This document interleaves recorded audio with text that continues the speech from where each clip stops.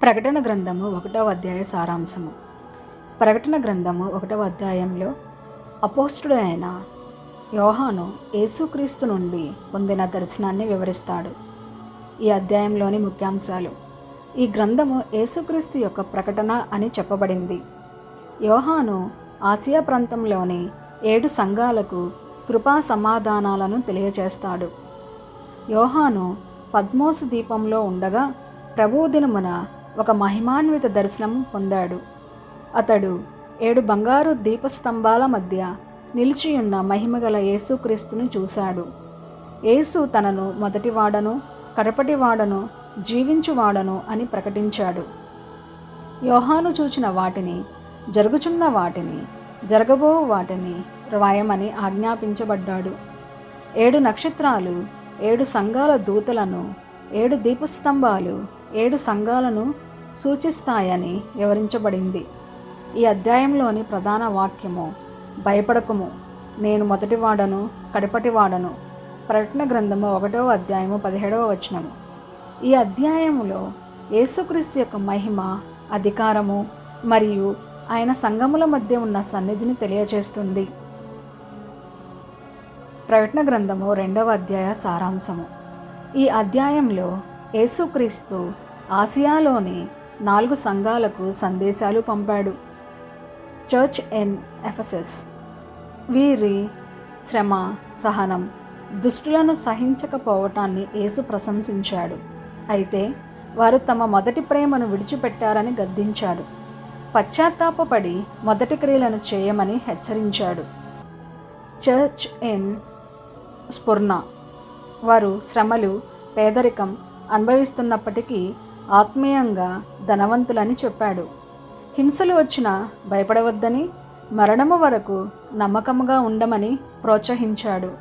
వారికి జీవకిరీటం వాగ్దానం చేశాడు. Church in Pergamum. కఠిన పరిస్థితుల్లోనూ క్రీస్తు నామాన్ని పట్టుకున్నందుకు ప్రశంసించాడు. అయితే కొందరు తప్పుడు బోధలను అనుసరిస్తున్నారని గద్దించాడు. పశ్చాత్తాపపడమని పిలిచాడు. Church in Thyatira. వారి ప్రేమ, విశ్వాసం, సేవ, సహనాన్ని ప్రశంసించాడు. అయితే యెజబేలు అనే తప్పుడు బోధనను సహిస్తున్నందుకు గద్దించాడు. విశ్వాసంగా నిలిచే వారికి అధికారమును మరియు ఉదయ నక్షత్రాన్ని ఇస్తానని వాగ్దానం చేశాడు.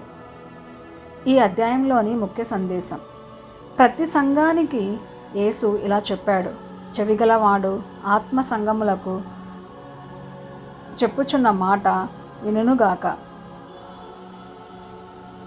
ఈ అధ్యాయము విశ్వాసంలో నిలకడగా ఉండటం, పశ్చాత్తాపపడటం మరియు క్రీస్తు పట్ల ప్రేమను కాపాడుకోవటం ఎంత ముఖ్యమో బోధిస్తుంది.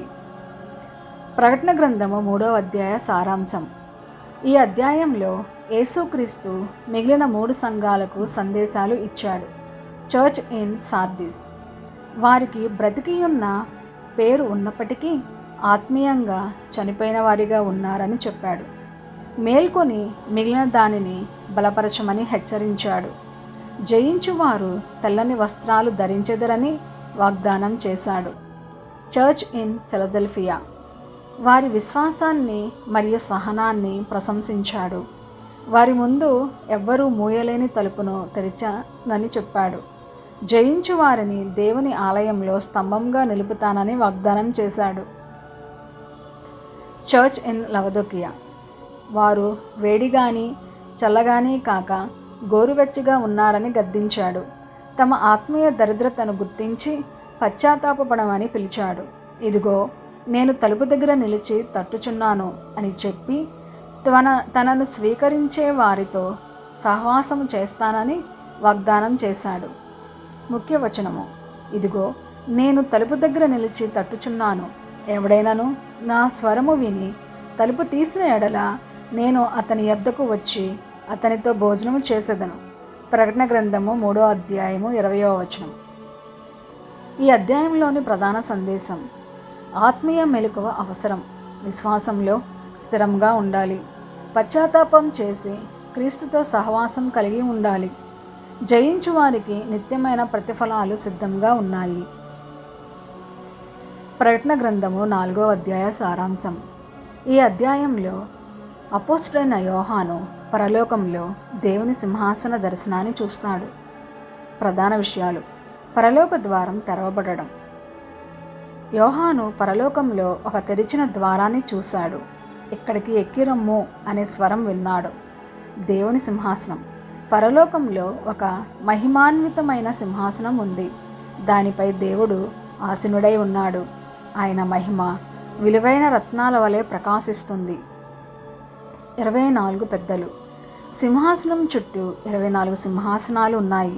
వాటిపై తెల్లని వస్త్రాలు ధరించి బంగారు కిరీటాలు పెట్టుకున్న 24 మంది పెద్దలు కూర్చున్నారు. 4 జీవులు. సింహాసనం చుట్టూ 4 జీవులు ఉన్నాయి. అవి రేయింబవళ్ళు ఇలా స్తుతిస్తుంటాయి: పరిశుద్ధుడు, పరిశుద్ధుడు, పరిశుద్ధుడు, సర్వశక్తిగల ప్రభువైన దేవుడు. ఆరాధన. 24 మంది పెద్దలు దేవుని ముందు నమస్కరించి తమ కిరీటాలను ఆయన పాదాల వద్ద ఉంచుతారు. సృష్టికర్తగా దేవుని మహిమపరుస్తారు.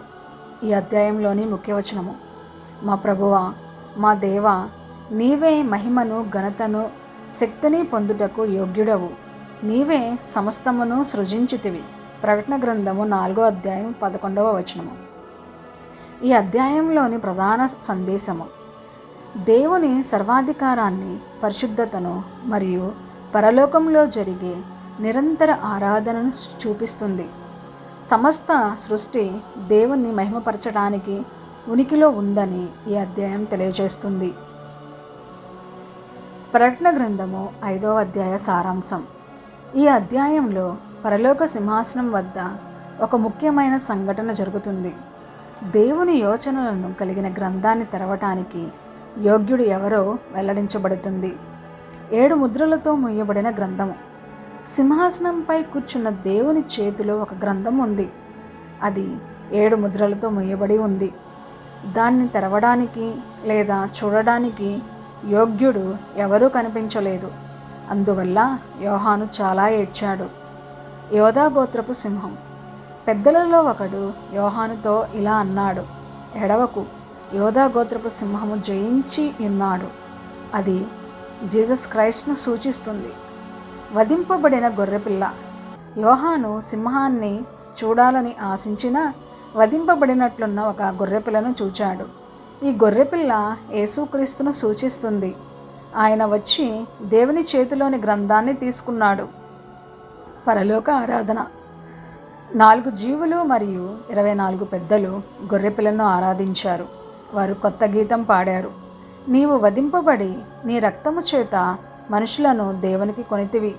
అనేక దూతలు మరియు సమస్త సృష్టి యేసును స్తుతించాయి. ఈ అధ్యాయంలోని ముఖ్యవచనం: వధింపబడిన గొర్రెపిల్ల శక్తిని, ఐశ్వర్యమును, జ్ఞానమును, బలమును, ఘనతను, మహిమను, స్తోత్రమును పొందుటకు యోగ్యుడు. ప్రకటన గ్రంథము 5వ అధ్యాయము 12వ వచనం.